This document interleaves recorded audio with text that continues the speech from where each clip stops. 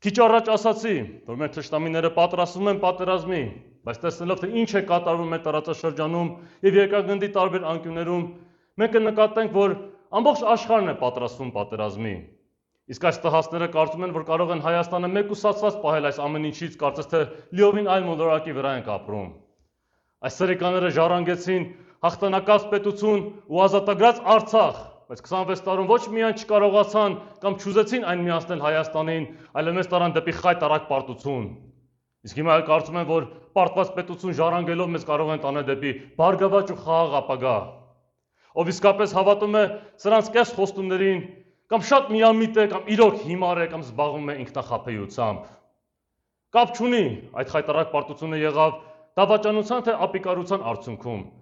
Փաստը այն է, որ եղավ հենց նրանց օրոք ու նրանց հոժարակամ համագործակցության պատճառով, առանց ինչի մեր արտաքին թշնամիները մեզ ոչ մի վնաս չեն կարող հասցնել։ Տեսնելով այս դավաճան սրիկաների թրքասիրությունը, հաճախ հիշում եմ Ռումինիայի 15-րդ դարի թագավոր ու ազգային հերոս Վլադ III-ին, ով պատմության մեջ վիճահարույց կերպար է համարվում։ Ես պատմաբան չեմ, հետևաբար շատ չեմ խորացել նրա կատարած գործերի մեջ, բայց գիտեմ կարևոր մասը։ Վլադ III-ը թուրքերի առաջ չէր ծնկում ու խաղաղություն աղաչում, ինչպես այսօր են անում նեոբոլշևիկները, այլ իր կամքն էր թելադրում նրանց։ Թուրքերին ժպիտներով ու սրտիկներով դիմավորելու փոխարեն նա թրով ու ցիցերով էր դիմավորում, որի շնորհիվ ստացավ Վլադ Ցեփեշմակ անունը։ Նա թագավորում է Ռումինիայի հարավային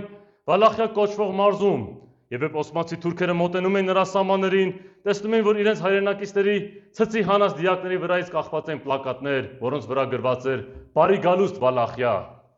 Թուրքերը անցնելով այս սահմանը եւ տեսնելով այս տեսարանը, մտածում էին, որ այս անգամ սխալ երկիր է ներխուժում։ Վլադը նման քայլերի դիմելով ամբավ ստացավ որպես շատ դաժան ու անգութ մարդ, եւ նույնիսկ նրա անունը լսելիս թուրքերը սարսափում էին։ Այս հոգեբանական ահաբեկումը օգնեց ռումինացիներին իրենցից ռեսուրսներով գերազանցող թուրքերին բտարել ու հեռու պահել իրենց հայրենիքի սահմաններից։